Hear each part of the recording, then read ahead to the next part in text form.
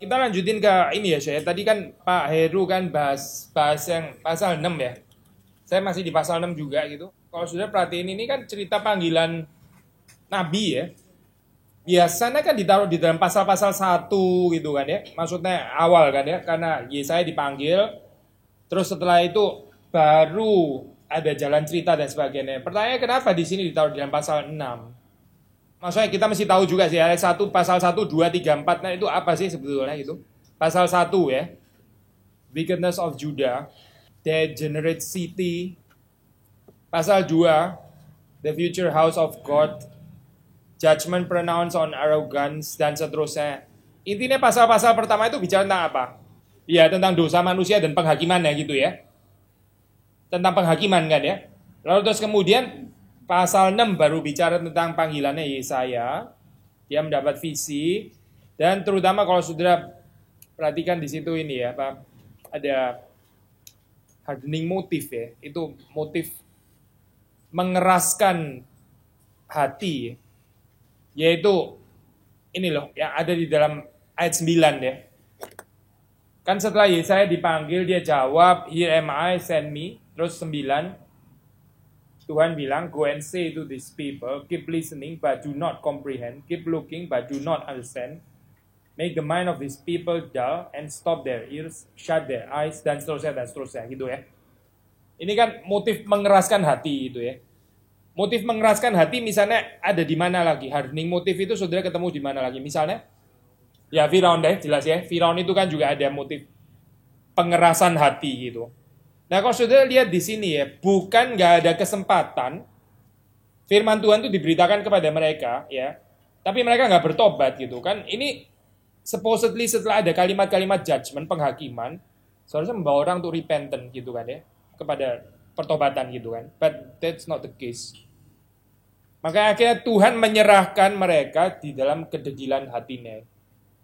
Sudah jangan ini ya, Pak, tafsir bagian ini seperti kayak belum apa-apa sudah gini, ini gini saya. Kita kan reform teologi ya. Kita tahu kita percaya predestinasi dan sebagainya. But still, meskipun kita percaya predestinasi itu bukan dimengerti dalam pengertian yang kaku sampai pada mulanya ya. God's decree, ada yang dipilih, ada yang tidak dipilih. Yang nggak dipilih ya sudah nggak bisa apa-apa gitu ya. Sudah pertama buktinya ayat ini. Tuhan kalau nggak mau menyadarkan mereka ya sudah, itu gambaran kayak begini saya. Gak really do justice to ini loh apa biblical teologi gitu. Karena kalau sudah lihat di dalam bagian ini, memang betul Tuhan berdaulat ya, termasuk berdaulat untuk mengeraskan hati manusia. Tapi sudah baca bukan gak diberikan kesempatan kepada manusia itu untuk mendengar firman Tuhan. Jadi firman Tuhan sudah diberitakan, tapi terus kemudian mereka gak mau menanggapi, gak bertobat, sampai akhirnya Tuhan menyerahkan mereka ke dalam kedegilan hati mereka. Ini mirip sekali dengan Roma ya, pasal-pasal pertama itu. Sebetulnya kan kemuliaan Tuhan, itu keberadaan Tuhan itu bisa nampak dari karyanya ya. Dia yang tidak kelihatan itu bisa nampak. Tapi apa yang terjadi? Manusia suppress the truth. Manusia itu menekan ya. Pengertian itu ditekan sampai akhirnya apa? Tuhan menyerahkan mereka ke dalam kedegilan hati mereka. Ya, sama itu di dalam hal ini. Ayat ini kan dikutip di dalam New Testament ya. Yang tadi saya baca di mana? Make the mind of these people dull, stop their ears, shut their ears, that they may not look with their eyes, dan sebagainya. Dikutip di mana? Di mana saya dikutip? Pernah familiar nggak baca ayat ini? Ya betul, di Matius kan ya, betul ya. Saudara lihat LAI di bawahnya ya, ada tulisan Matius 13. Ya itu salah satu cara paling gampang sih. Itu membantu untuk Bible study memang gitu. Sudah lihat ayat itu ketemu di Matius ya, itu keluar dari mulutnya siapa? Tuhan Yesus kan ya.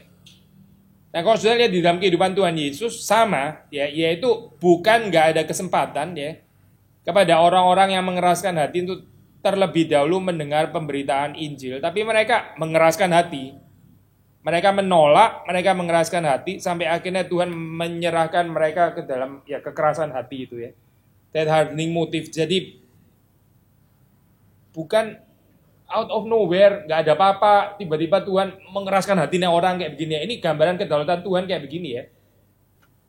Kurang ada dukungan Alkitab ya sebetulnya gitu. Sudah ngerti ya poin ini ya. Ini gambaran kayak gini Tuhan kayak jadi apa itu main dadu akhirnya gitu ya. dilempar angka genap, dipilih angka ganjil, reprobat, selesai gitu misalnya. Bukan itu sih, bukan gitu. Tapi Tuhan tuh memberikan ruang actually kepada manusia untuk meresponi, ya, untuk menanggapi anugerah yang sudah pernah diberikan oleh Tuhan gitu. Tapi manusia mengeraskan hatinya, ya. Ada freedom itu berarti means responsibility, ya. Tuhan kasih ini apa sih? Adam itu dikasih penolong yang sepadan, ya. Istilah penolong itu kalau di dalam perjanjian lama, penolong itu actually Yahweh. Maksudnya Tuhan itu penolong gitu kan ya. Tapi sekarang jadi ada tanda kutip sekularisasi ya di dalam pernikahan dan intended by Yahweh himself. Sekularisasi ini tanda kutip ya. Maksudnya Tuhan memberikan kepada Adam itu penolong yang sepadan. Ini kan posisinya Tuhan ya actually ya. Penolong itu posisinya Tuhan loh. Tapi Tuhan seperti kayak mengundurkan dirinya sendiri, lalu menyediakan Adam itu penolong yang sepadan. Ya, waktu diberikan kayak gitu tuh, ini ada bahayanya. Bahayanya yaitu penolong itu ntar memerankan Tuhan lagi, dan bener aja sudah memerankan Tuhan beneran di pasal 3 gitu kan, menyeret Adam jatuh ke dalam dosa. Jadi ini sudah kacau di situ ya. Resiko itu tentu saja sudah dilihat Tuhan gitu. Yet still Tuhan tuh memberikan ruang ini loh, besar kepada manusia gitu ya. Bahkan seperti kayak replacing himself ya, melalui kehadiran si Hawa itu. Maksudnya poin yang saya mau ngomong adalah berkaitan dengan hari ini. Di dalam freedom yang dikasih oleh Tuhan gitu, itu responsibilitasnya besar sekali. Manusia mesti respecting the prohibition ya, larangan-larangan itu. Kalau dia nggak care, bagian itu dia terjang atas nama freedom, ya sudah. Berarti dia menuai sendiri. Seperti dalam bagian ini ya. Orang sudah mendengar pemberitaan penghakiman yang keras ya. Tapi nggak bertobat. Bukannya bertobat tapi akhirnya mengeraskan. Akhirnya Tuhan menyerahkan mereka kepada kekerasan hati. Sebetulnya kalau saya melihat di dalam ini kan prophet ya, nabi-nabi ya. Salah satu tugasnya nabi itu apa sih? Ya membawa orang untuk mengerti isi hati Tuhan gitu kan ya. Dan isi hati Tuhan apa? Yaitu pertobatan kan sebetulnya itu kan. Termasuk waktu nubuatan diberikan, ya, nubuatan itu tugasnya adalah untuk membawa manusia ke dalam pertobatan, ya. Memang di dalam Alkitab kan ada dikatakan ya, kamu mengetahui bahwa nabi yang apa itu, ini kompleks ya, atau hopefully sudah masih bisa cerita ya. Karena ada ayat Alkitab mengatakan kita tahu dari mana nabi asli sama nabi yang palsu. Tahu dari mana? Kalau menurut Alkitab, gimana? Ya betul kan ya. Kalau nabi yang asli itu bilang apa, nubuatnya terjadi. Kalau nabi yang palsu, nubuatnya nggak terjadi gitu kan ya. Tapi kalimat itu perlu didifferentiate lagi. Maksudnya apa saya? Yunus ya yang kita pernah baca, itu kan dia ngomong apa ya? Niniwe akan ditunggang balikan gitu kan ya. Ditunggang balikan nggak sama Tuhan? Jadi nabi palsu dong dia. Atau apa? Nabi agak palsu karena marah-marah hari itu gitu. Sebetulnya dia asli tapi kelihatan palsu karena dia ngomel-ngomel, makanya kelihatan palsu sedikit gitu. Gimana itu penjelasannya? Kalau sudah melihat ini ya, kalimat itu cuma diarti dalam pokoknya dia ngomong nggak jadi, ngomong jadi itu palsu asli gitu. Saya pikir itu ini ya, agak ceroboh saya dalam hal ini. Apa penafsiran yang simplified kayak begitu? Maksudnya bukan itu gitu. Terjadi di dalam pengertian sesuai dengan kehendak isi hati Tuhan. Maksudnya gini, kalau orang Niniwe menanggapi dengan bertobat, itu kan sesuai dengan isi hati Tuhan gitu. Might not be isi hatinya Yunus ya, dia kayaknya nggak terlalu seneng kalau orang Niniwe bertobat gitu. Atau dia sebetulnya juga sudah lihat, Alkitab kan bilang dia sudah lihat kayaknya, aduh bakal bertobat lah orang itu. Dan kalau bertobat pasti Tuhan akan mengampuni kan gitu. Dia sudah ngomong kan di akhirnya bilang kayak kalimat seperti itu. Berarti kita nggak bisa bilang bahwa Yunus itu nabi yang palsu hanya karena perkataannya itu nggak cocok dengan kejadian selanjutnya. Tapi bahwa melalui perkataan dari Yunus itu toh ya akhirnya orang Niniwe bertobat dan itu sesuai dengan apa yang Tuhan kehendaki gitu. Nah Yesaya ini sebaliknya ya. Gak ada buah pertobatan di sini, but still dia nabi yang asli juga karena memang gak tergantung daripada hasil result, tapi tergantung daripada kesetiaan dia memberitakan kalimat yang dia terima dari Tuhan. Perhaps karena itu juga ya dia mengalami visi yang ajaib ini ya, karena pelayanan itu betul-betul susah, karena pelayanannya betul-betul nggak ada buah. Gitu. Jadi Tuhan kasih visi ya, supaya menguatkan Yesaya bahwa tetap ini panggilan gitu. Kita kalau di dalam dunia kerjaan, kita kayak nggak ada konfirmasi, promotion ya, karena diam di situ terus nggak jelas kayaknya kita ini resultnya apa, saya ini berguna atau enggak. Lama-lama bisa krisis identitas tentang panggilan kita, terus kita bisa mempertanyakan ini panggilan saya atau bukan ya sebetulnya gitu. Dan dalam hal ini visi itu penting sekali, visi ya jelas. Bukan kalau ada hasil, ada konfirmasi kayak gitu baru terus kita menggebu-gebu semangat ya. Begitu nggak ada hasil terus kemudian kita mulai loyo, mulai discourage, mulai apa, itu bukan nabi, itu bukan hamba Tuhan, itu orang oportunis kali ya. Kita kan nggak dipanggil jadi orang oportunis. Nah, Yesaya ini adalah seseorang yang ya sudah gitu matinya arguably dikaji jadi 2 ya, itu kalau menurut siapa? Surat Ibrani ya. Yang dipotong jadi 2, itu kemungkinan ya menurut banyak tafsiran itu Yesaya. Sudah matinya susah. Ini beritanya berita penghakiman gitu kan ya. Orang nggak seneng. Lalu terus kemudian nggak ada buah. Tapi dia adalah orang yang taat ya, menaati kehendak Tuhan. Kita baca 41 ya, 41 tadi. Kalau sudah lihat di sini, 41. Ayat 8, 10 kan tadi sudah baca ya. Ayat ini penting sekali, ayat 8 sampai 10 ya. Karena kalau sudah lihat tradisi teologinya, ini dia menunjuk kemana gitu. Kan kalau sudah belajar Old Testament teologi itu kan ada teologi-teologi tertentu yang kuat gitu kan ya. Theological tradition tertentu. Ini yang ditunjuk, ini theological tradition yang mana kalau sudah baca di sini. Apa? Covenant, oke, menarik. Coba kasih tahu saya di mana yang covenant? Di dalam hal apa? Maksudnya kalimat yang mana gitu? Covenant indeed salah satu theological tradition yang sangat-sangat penting. Tapi mana misalnya? Tapi bahasa covenantnya nggak terlalu jelas ya di situ ya. Ini tradisinya disebut tradisi bapak-bapak leluhur gitu. Memang ada Abrahamic covenant betul gitu ya. Tapi kalau sudah lihat itu Israel my servant Jacob, ya Jacob itu juga disebut my servant. Ya. The offspring of Abraham, my friend, sahabatku, ya. Ini salah satu tradisi yang bertahan di dalam Yesaya, yaitu tradisi bapak-bapak leluhur. Untuk mereka itu penting sekali, ini mengacu kepada the promise yang diberikan kepada bapak-bapak leluhur itu, karena ada kaitannya dengan kepemilikan tanah gitu. Ini kan mereka kan kerajaan utara kan kolaps ya gitu. Kerajaan utara kolaps, kerajaan selatan memang belum gitu. Kerajaan selatan itu yang kolapsnya di dalam kitab Yeremia kan banyak dibicarakan gitu ya. Tapi kalau di sini kan masih very strong itu, Sion teologinya masih sangat strong ya. Pengharapan bahwa Sion itu nggak akan pernah goyah ya, nggak akan, Yerusalem itu nggak akan pernah jatuh. Itu kan masih sangat kuat di dalam Yesaya ya. Sebelum kerajaan selatan akhirnya kolaps juga. Nah, di dalam gambaran seperti ini ya, exile, Northern Kingdom, kerajaan utara kolaps gitu, di dalam gambaran. Mereka mengacu kepada janji Allah melalui bapak-bapak leluhur. Ini, kalau saudara perhatikan poin ini ya, ini kita juga bisa belajar di dalam our contemporary context. Maksudnya gini, gak semua teologi itu relevan untuk kairos tertentu gitu. Sekali lagi ya. Gak semua theological tradition itu relevan untuk kairos tertentu gitu, untuk periode tertentu. Misalnya ya, kalau sudah lihat di sini, ini pengharapan tentang janji Tuhan yang diberikan melalui Abraham, Ishak dan Yakub itu sangat relevan untuk Yesaya ya, untuk kitab Yesaya, karena mereka berada di dalam exile ya, mereka ini terusing dari tanah dan Tuhan memberikan promised land gitu ya. Mereka berharap melalui janji itu mereka bisa balik lagi. Mereka adalah bangsa pilihan. Jadi di sini Israel mendapati identitasnya melalui cerita bapak-bapak leluhur. Whereas kalau saudara baca tradisi Exodus ya, itu direlativisasi gitu. Dibuang lah kalau mau pakai istilah ini ya. Karena doesn't work di dalam exile gitu. Kitab Exodus itu firman Tuhan loh ya, itu firman Tuhan gitu. Bukan dibuang di dalam pengertian disobek-sobek. Terus ini bukan firman Tuhan, bukan itu ya.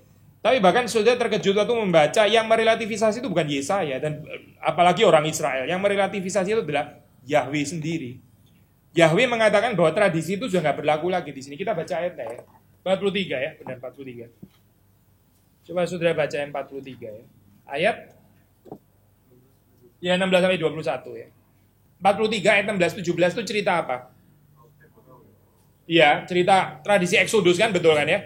Bagaimana Mesir ditenggelamkan, chariot and horse itu definitely menunjuk kepada Mesir gitu kan ya. Maksudnya chariot yang mana lagi kalau bukan itu kan. Nah, terus saudara perhatikan ayat 18-nya bilang apa? Do not remember the former things. What are the former things? Jangan ingat hal-hal yang dahulu kala. Apa itu yang dahulu kala itu apa maksudnya? Apa maksudnya? Apa? Exactly, Exodus ya, chariot and horse itu. Nah, ya. Jadi Tuhan sendiri bilang ya, lu jangan berharap model iman Allah dulu ya. Gua waktu dicatat di Exodus itu sudah nggak berlaku sekarang itu. Ini yang merelativisasi Tuhan sendiri loh, bukan Yesaya tapi Tuhan sendiri. Do not remember the former things or consider the things of old. Do not remember, just forget it. Itu nggak ada lagi sekarang itu. Lalu Tuhan bilang, I am about to do a new thing. Now it springs forth, do you not perceive it? I will make a way in the wilderness and rivers in the desert. Masih ada motif air ya kalau sudah perhatiin di situ ya. Tapi ini air yang menjadi sumber penyegaran bagi mereka. Kalau tadi Exodus itu air musuh gitu kan ya. Orang Israel nggak bisa menyeberang karena ada air. Itu God rebuked the water ya. Ini kan air the sea itu sebagai gambaran chaos gitu kan ya. Musuhnya Tuhan. Yang Tuhan masih berperang melawan itu sehingga orang Israel bisa menyeberang. Lalu kuasa chaos itu menenggelamkan musuh-musuh Israel gitu kan ya. Jadi gambarannya laut di situ kan negatif gitu. The power of the sea. Tapi di sini kalau sudah melihat rivers, ini masih air sih ya. Memang bukan the sea betul gitu. Rivers tapi sungai-sungai itu akan mengairi keadaan Israel yang ada di wilderness. Jadi nggak ada demonstrasi air bah atau air laut merah yang akan menenggelamkan musuh-musuh, menenggelamkan Assyria, Babylon dan sebagainya. Nggak ada cerita itu gitu.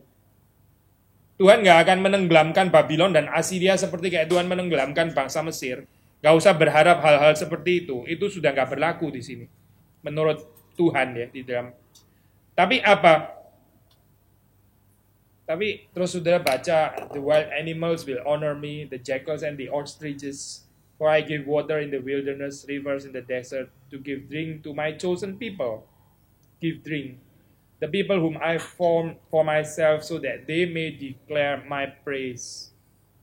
Terus ya ini ya, tradisi bapak-bapak luhur, Yakub muncul gitu. Yet you did not call upon me, O Jacob.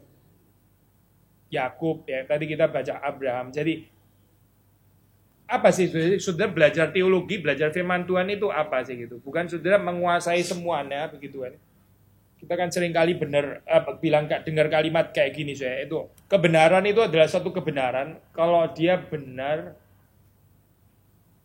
kemarin, hari ini, dan selama-lamanya. Gitu kan saya? Sudah pernah dengar kan ya? Kebenaran itu adalah kebenaran kalau dia universal, cocok untuk siapa saja. Baik orang di Indonesia, baik orang di luar negeri, baik orang di Asia, Afrika, di Eropa, dan itu cocok untuk mereka semua. Itu namanya kebenaran. Gitu kan saya? Sudah pernah dengar konsep kayak gini kan ya?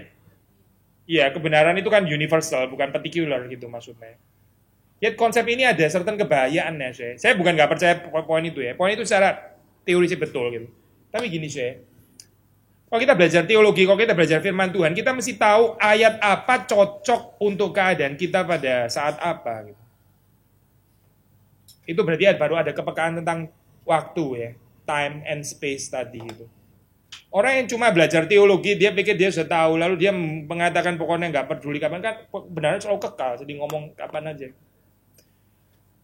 Surat ini surat Galatia itu ditulis Paulus kepada jemaat di Galatia, bukan ditulis untuk jemaatnya Matius, bukan. Injil Matius itu ditulis Matius untuk komunitas Matius yang jadi addressees dari Injil itu, bukan ditulis kepada orang Galatia, bukan. Gak cocok itu kalau di cross kayak begini ya, bisa kacau luar biasa gitu. And yet itu bukan bilang bahwa kebenaran itu relatif loh, bukan gitu. Kebenaran still absolut ya, tapi bukan berarti nggak kontekstual, bukan berarti terus kemudian nggak ada konteksnya gitu, bukan berarti nggak ada kairosnya. Nah balik istilahnya ini kita bisa belajar daripada Yesaya apa sih? Salah satunya itu kalau sudah membaca tradisi Exodus itu direlativize ya, seperti digeser, dibuang gitu. Kamu jangan berharap model the powerful God Yahweh yang akan membelah Laut Merah, itu nggak ada. So better don't hope that way gitu. Itu kamu ntar ilusi lagi. Mengharapkan kayak gitu. Babilonia collapse, Assyria collapse gitu. Mereka memang bangsa-bangsa itu akan dihakimi Tuhan pada waktunya, tapi bukan sekarang. Pengharapan apa lalu ya di dalam hal ini ya? Maka Israel itu bergumul, Yesaya bergumul ya di dalam apa? Tidak mereka mau mengerti isi hati Tuhan. Akhirnya mendapat jawabannya itu. Nah, di sini bapak-bapak luhur di sini yang menguatkan mereka.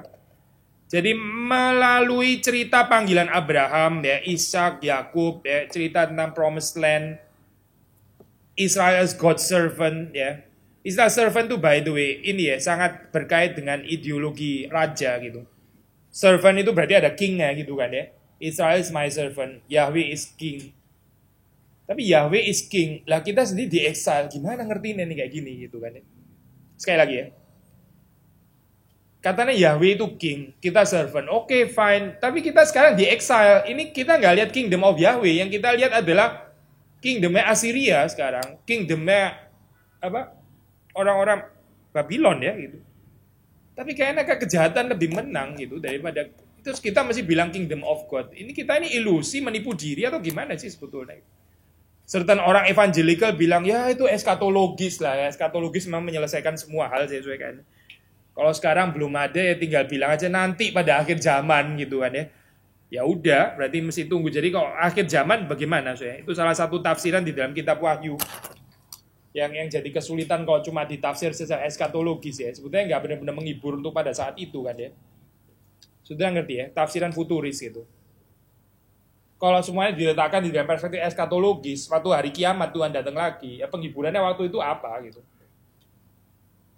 Ada kelemahan ya saya di dalam purely atau di dalam merely futuristic eschatological hope ya. Mesti bisa dialami at least cicipannya di sini dan sekarang dong apa gitu. Kalau saudara menabur kebaikan ya, jujur dan sebagainya. Terus saudara cuma dibilang ya tetap aja dunia ini akan rusak anyway, nanti eschatologis. Lama-lama bisa discourage juga loh saya. Kalau nggak lihat ini sama sekali kan, nggak ada lihat transformasi yang terjadi di sini dan sekarang. Ya, waktu kita melihat kehidupan Yesus, dia itu mengantisipasi ya itu apa? Kingdom of God. Dia bilang ada di antara kamu, berarti ada sudahnya kan ya. Not yet pasti memang not yet, eschatological juga. Dia akan datang kembali, betul. Tapi sudah lihat tuh orang-orang sakit disembuhkan itu apa kalau bukan antisipasi kan ya? Itu kan pengumuman God's kingdom sebetulnya gitu. Kelemahan manusia itu dilenyapkan ya. Orang-orang miskin, orang-orang the poor and the needy ditolong dan sebagainya. The initiation of the kingdom gitu. Di situ dan pada saat itu ya, pada saat itu di sini dan sekarang. Bukan cuma eskatologis ya, tapi juga ada cicipannya di sini. Nah sekarang balik lagi saya, kita bilang tadi kingdom of God. Kingdom of God, tapi kalau saya lihat dari mata saya kok bukan kingdom of God, ini kingdom of Assyria ini. Ini kingdom Babilonia, bukan kingdom of God. Mana kingdom of God? Katanya Tuhan yang ini berkuasa. Nah, kalau sudah perhatikan keunikan di dalam Yesaya, saya tambah lagi satu poin saya ini apa? Theological profile yang sangat penting. Ini a novum ya di dalam apa? Sesuatu yang baru ini apa? Progressive revelation yang belum pernah dinyatakan, yaitu bahwa Tuhan itu bisa menjadikan Koresh. Siapa itu saya? Koresh ya, sudah tahu ya. Itu adalah tangan kanannya. Itu adalah orang yang dipakai oleh Tuhan. Coba saudara baca ini ya, 45 ayat 1. Thus says the Lord to his anointed. Itu bahasa aslinya saya. Thus says the Lord to his Messiah. Siapa itu Messiah? Koresh. Siapa Koresh? Orang kafir kan ya? Ini kan aneh sekali loh saya kalimat kayak gini kan ya. It's betul-betul novum saya. Ini gak pernah muncul kayak begini ya. Mesias kita tahu itu kan digenapi di dalam Kristus gitu kan, eskatologis. Tapi ini Mesiasnya Koresh ya, Koresh. Cyrus. Di dalam bahasa aslinya ya. Thus says the Lord to his Messiah. Bahasa Ibrani ya. Anointed itu kan Christ. Messiah ya, to his Christ. Tapi siapa Christnya? Cyrus.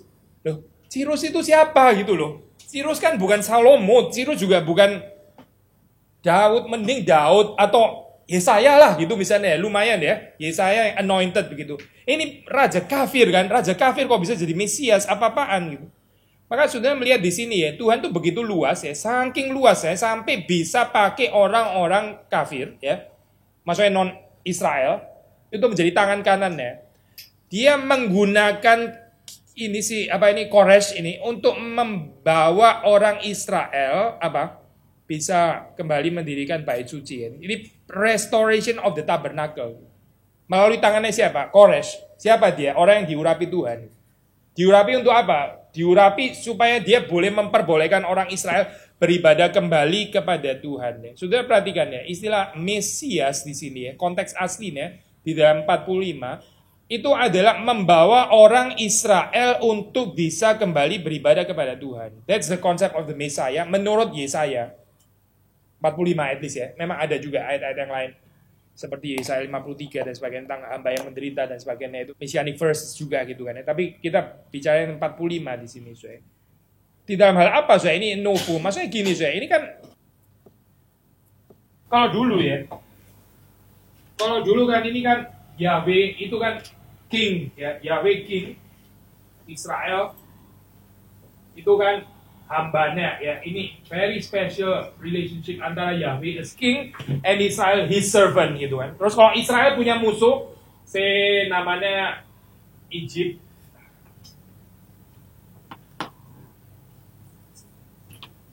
Egypt di sana ya. Jadi gimana sih? Ini kan punya Tuhannya juga gitu ya. Kok banyak lah, ada Ra lah, ada apalah, banyak banget gitu ya. Sampai nggak hafal deh. Namanya banyak gitu lah pokoknya. Kalau Israel kan simple Yahweh, selesai gitu ya. Jadi ini punya gods mereka. Terus bagaimana sih? Kalau sudah baca dalam Exodus gimana? Kan Yahweh is king. Jadi gimana? Pertempuran antara Yahweh and the false gods gitu kan ya. Terus pemenangnya siapa? Ya of course Yahweh lah gitu kan ya. Dan Israel participating in Yahweh's victory. Mesti ditenggelamkan. Gitu kan? Ambil contoh yang lain lagi ya. Filistin misalnya ya. Filistin. Atasnya siapa? Dagon kan ya, sudah tahu kan ya. Lalu orang Israel pernah kalah sama Filistin gitu kan ya. Kalah loh, waduh ini kalah orang. Berarti kalah dong, Yahweh kalah sama Dagon. No. Nanti dulu gitu ya. Di dalam cerita itu sudah baca setelah tabut perjanjian dibawa di dalam kuil Dagon. Dagon yang yang sujud sama tabut perjanjian gitu kan ya. Israel boleh kalah, Yahweh still king gitu kan ya. Ini sudah agak baru kan daripada model tadi kan ya. Kalau model tadi yang Egypt tadi kan Israel harus menang kan ya. Karena Israel nggak menang berarti Yahweh juga ikut kalah begitu. Ini Israel kalah tapi Yahweh tetap menang. Buktinya ya sujud sama Yahweh. Kalah, oke itu berarti dosanya Israel. Nah sekarang ini lebih baru lagi saya. Sekarang Assyria, Babylon ya dengan dewa mereka. Asyur ya bahasa Indonesia yang ngomongnya. Atau Babylon gitu ya. Maksudnya ini bukan dua bangsa yang sama ya. Ini yang kerajaan, ini yang menghancurkan kerajaan utara, ini yang kerajaan selatan gitu. Later on. Ini kan mereka punya dewa mereka juga gitu. Lalu ada Kores, itu siapa? Ini rajanya mereka kan. Ini kan menang sekarang terhadap Israel. Israel kan jajahan gitu kan ya. Berarti kingnya kan bukan Yahweh. Yahweh bagaimana? Nah, sekarang Yahweh menyatakan his kingship dengan Kores itu tetap hambanya Yahweh. Ini baru saya model kayak gini. Gak pernah ada di dalam Old Testament. Ini baru di dalam kitab Yesaya model kayak gini. Kores yang adalah raja bangsa asing ya. Sudah bukan Inggris ya. Sudah Media Persia. Ini bisa menjadi his anointed yang diurapi oleh Yahweh. Kita nggak usah ini ya, ada pertanyaan yang nggak ada gunanya saja. Sebetulnya Kores itu orang pilihan atau enggak sih itu apa? Di form freak yang selalu tanya, nah pilihan nggak pilihan reprobat pilihan dan sebagainya. Ada annoying orang-orang kayak gitu sih. Dan dia tanya juga kecoa juga apakah ada reprobat dan pilihan dan seterusnya gitu. Gak usah pertanyaan yang inilah saya keluar daripada konteks. Konteksnya juga bukan kita menyelidiki Kores untuk menyelidiki dia ini orang selamat atau nggak selamat. Itu of no issue at all di sini gitu. Jadi sudah nggak usah tanya itu. Awas ya, sudah masih tanya juga. Tapi poinnya itu Mesias itu fungsinya apa di sini? Kores yang disebut Mesias itu fungsinya apa? Fungsinya adalah mengembalikan orang Israel yang tadi terbuang ke exile, sekarang bisa beribadah kepada Tuhan. That's the Messiah. Dan sudah melihat penggenapan itu betul-betul terjadi dalam kehidupan Kristus ya. Tipologi Kores Kristus. Of no issue, whether ini percaya atau nggak percaya, pilihan nggak pilihan, of no issue. Nggak terlalu penting juga sebenarnya kita membicarakan ini gitu. Tapi yang pasti ya, Kores atau Cyrus itu fungsinya adalah mengembalikan orang Israel yang terbuang dari hadirat Allah, sekarang bisa masuk kembali ke dalam hadirat Allah. That is the function of the Messiah. Dan itu digenapi di dalam kehidupan Kristus ya. Orang boleh percaya Messiah, orang boleh percaya Kristus ya, Christ, but seperti yang kita sudah pernah khotbah di Lukas ya. Kristus yang seperti apa sih yang kita mau itu? Jangan-jangan Kristus yang bukan Alkitab itu. Kita percaya Yesus Kristus ya. Pakai istilahnya sih istilah Alkitab, anointed. Tapi apa sih artinya anointed itu? Gitu. Alkitab bilang apa sih tentang anointed? Yesus di anointed itu untuk apa? As apa? Kalau dari perspektif Calvinis bisa bilang as king, as priest, as prophet gitu misalnya. Tiga-tiganya ada kaitan sama anointment. Lalu kita bicara the kingship of Christ itu apa poinnya? Kita bicara tentang the prophethood of Christ, dengan priesthood of Christ itu apa poinnya? Baru kita bisa bicara benar sih. Kalau kita cuma bicara urapan Mesias, pakai istilah Kristus, Yesus, lalu konsepnya di dalamnya kita isi sendiri, semau kita gitu ya. Seperti blank, namanya sih sudah betul. Menurut kamu, Kristus adalah blank, saudara isi sendiri. Pemberi permen gitu misalnya. Pemberi pekerjaan, ya, promotion, pemberi jodoh, dan sebagainya. Terusin aja sudah itu listnya. Itu ada hubungannya nggak sama konsep Alkitab itu? Ada hubungannya nggak sama konsep Alkitab, anointment? Kristus sebagai yang diurapi itu bukan yang dibicarakan di dalam Yesaya 45 misalnya gitu. So, waktu kita baca Alkitab sudah mesti betul-betul menggali ya. Salah satu apa itu proses yang sangat penting harus terjadi dalam learning itu adalah unlearn. Ya. To learn itu bagian yang paling penting dari learn ya. Salah satu yang paling penting itu adalah to unlearn. Tahu nggak soal istilah unlearn? Tahu nggak soal istilah ini? Unlearn. Kayak orang belajar piano ya, dia sudah kadung belajar gitu. Jarinya salah semua, tekniknya gak karu-karuan saya pernah ketemu satu orang main apa ya? Bachgoldberg Variatio. Itu susah loh itu apa lagu itu. Tapi dia autodidak gak terlalu ada tangannya gak karu-karuan Waduh sayang bener ya ini orang belajar kayak begini.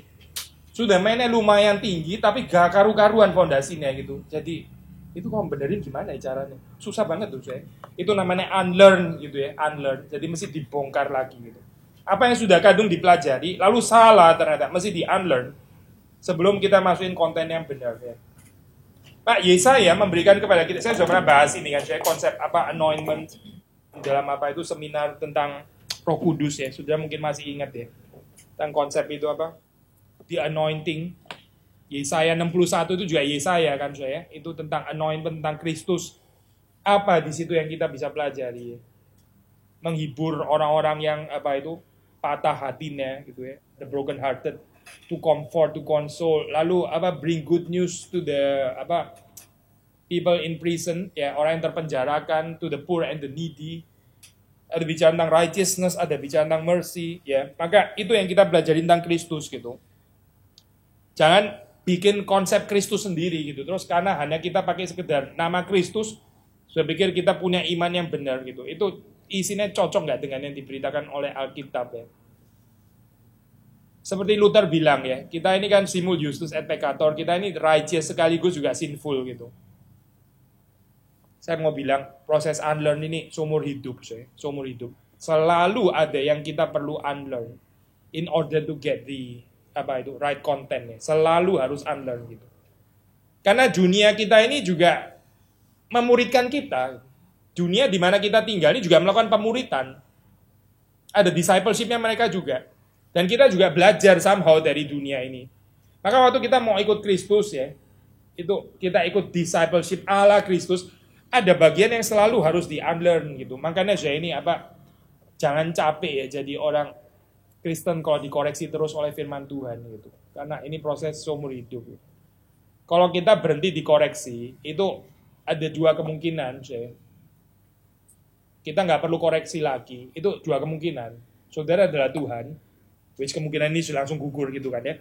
Karena itu nggak perlu dikoreksi. Karena Tuhan kan nggak perlu koreksi kan ya. Atau kedua ya, kalau orang nggak perlu dikoreksi lagi, ya dia sudah, ya itu tadi Tuhan itu tadi ya. Pakai vulgar sih istilahnya. Atau saudara memang ini orang yang sudah dibiarkan Tuhan. Orang dibiarkan Tuhan nggak perlu dikoreksi lagi. Yudas nggak ada koreksi lagi, Jadi either saudara Tuhan atau Yudas gitu loh. Bukan kan? Kita bukan Tuhan dan bukan Yudas. Nah makanya seumur hidup kita koreksi terus gitu. Hamba Tuhan pun seumur hidup dikoreksi Tuhan terus gitu. Semua orang, as long as kita masih ada dalam dunia, terus menerus koreksi oleh firman Tuhan. Ini saya bagian ini dan masih ada beberapa ini ya, ayat-ayat yang lain dari saya sudah bisa baca sini, mungkin ayat tentang ini hamba yang menderita lah dan sebagainya, itu ayat-ayat penting, ayat-ayat mesianik, tapi again my encouragement adalah tolong saudara pelajari sebetulnya di situ tuh ngomong apa gitu ya. Jangan coret-coret di dalam kertas sendiri terus habis itu tunjukin Tuhan suruh tanda tangan. Saya mau Kristus saya kayak gini. Itu bukan kekristenan, Kita mesti dengan blank paper, kosong. Terus kita coba lihat Alkitab. Kita tulis sesuai dengan yang Alkitab ngomong. That is true Christianity. Memang sih Asyur dan Babylon itu waktu dipakai, tapi mereka kelewatan. Negatif tapi ya. Negatif. Kalau ini kan positif. Ya. Tapi maksudnya barunya itu secara positif. Iya, terutama itu benar. Itu good to clarify juga. Karena kalau cuma sekedar pakai bangsa tangan bangsa lain untuk mendidik Israel, itu nggak baru memang gitu. Iya. Tapi disebut sampai sebagai Mesias itu betul-betul baru sih di sini. Maksudnya very unthinkable gitu untuk Israel. Kalaupun ada orang yang diurapi, itu harus Daud gitu ya, atau penerusnya Daud atau David Kingdom lah gitu. Masa ini Sirus ini negara mana lagi begitu kan? Kenapa dia boleh jadi Mesias gitu? Itu betul-betul baru itu bagian ini. Tapi yang kita tertarik again terutama ini ya, fungsinya Mesias di sini apa gitu. Bukan kita shock terus habis itu kok boleh orang kafir jadi Mesias gitu. Nggak bisa kayak begini. Dan kita satu level sama fundamentalis worldview gitu ya. Israel mungkin juga bisa punya kesulitan itu loh gitu. Di bagian ini sudah di-tackle harusnya di dalam gambaran ini kebesaran itu ya, keluasannya God's Kingdom gitu. Ya, sudah pasti nggak identik dengan gereja. Sudah pasti nggak identik dengan Israel. Kalau kita Kingdom of God view-nya itu gereja gitu ya. Itu nggak cocok sama banyak ayat Alkitab gitu. How to explain bagian ini. Dia nggak belongs to Israel. Kingdom of God itu juga salah satu ini poin sentral juga di dalam Yesaya gitu. Nggak semua kitab ya, senternya itu Kingdom of God. Tapi untuk kitab Yesaya definitely Kingdom of God itu salah satu center yang penting.